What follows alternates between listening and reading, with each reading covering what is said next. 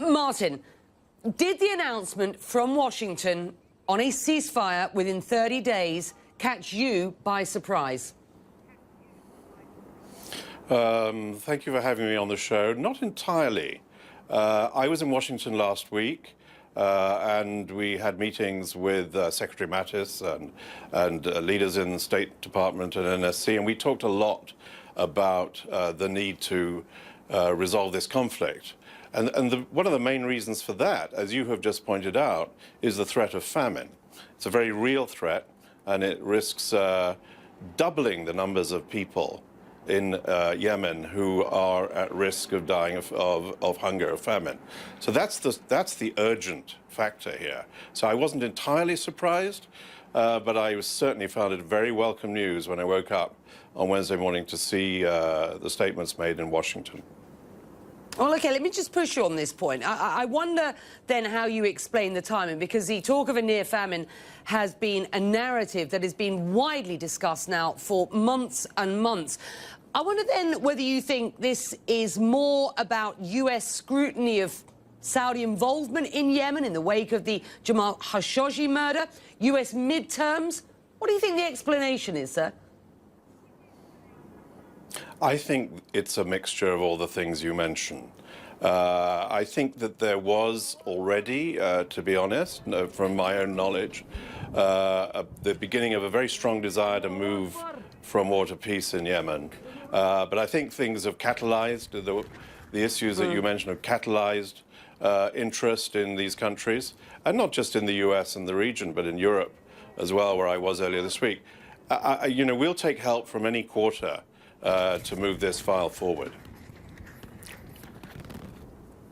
Let's talk about whether the US has any leverage here. What does it have, so far as leverage is concerned, to set this deadline? Because without any leverage, we are talking just rhetoric and optics, which, Martin, I think you and I will agree, helps absolutely no one. No, I think the challenge, exactly what you say, the challenge now is to turn this call into action. I think, to answer your question, the US does have leverage, particularly in the coalition which supports the government of Yemen. But it also has activism. One of the striking features I've noticed for many, many years of US public engagement is activism. Secretary Mattis, Secretary Pompeo, they're on this day and night, and we found it now in Europe as well. But as you point out, calls are one thing, action is another, and what we now urgently need to do is to see what are the first steps that we can make on de-escalating this conflict to give some space for the political process.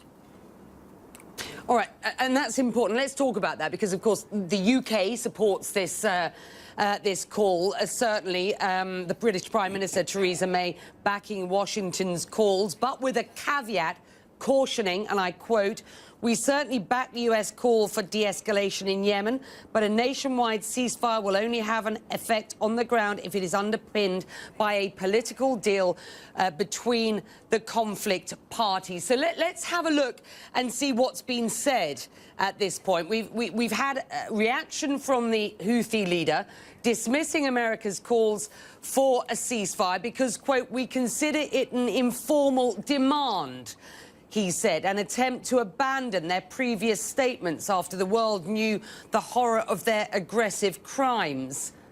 We've reached out, Martin, to the coalition for a response, all parties in this coalition, to calls for a ceasefire. We are as yet to get a response. We will continue to push. Of course, there is a framework for a political solution in Resolution 2216. I don't want to get stuck in the weeds, but it's important our viewers know this. Resolution 2216 in particular calls for, and I quote, "all parties in the embattled country, in particular the Houthis, immediately and unconditionally end violence." So what do you want to see happen next? And as far as you are concerned, I know you are in constant contact with these stakeholders involved here. What has been their response? behind closed doors? And what do you want to see happen next? I want to see us move forward, and I don't want to see us getting stuck on things that are difficult to put together. I think a nationwide ceasefire is obviously a marvelous and wonderful thing. It must be the aspiration of all those who worry about the humanitarian situation in Yemen. Any Yemeni family would want that to happen. But I don't want to make that a precondition for consultations and talks which we hope to hold later this month. So I think the urgent need at the moment, and I do think this is understood in all the stakeholders, as you say, that I keep contact with, the urgent need now is to do something on the issue of downing the temperature of the war while we move towards talks. And there are ideas that have been put out by the US, which I think are urgently being considered now in Sana'a, Like what? in Riyadh, like in what, Abu Martin? Dhabi. Well, I think it's interesting to think about, for example, should there be a freeze in Hodeidah? That's one idea to ensure the humanitarian pipeline. Second one, could we ask Ansar Allah to suspend their long-range missile and drones program? Could we ask the coalition to suspend airstrikes on civilians in particular? But these things have to be worked out, because it's easy to say that, but it's difficult to actually define exactly what needs to be done. The UAE will say that before the summer, they enacted a freeze, certainly from their side, on the action against the Houthis in Hodeidah. The Houthis didn't stick to the agreement. So there is a massive deficit in confidence, certainly from the coalition side.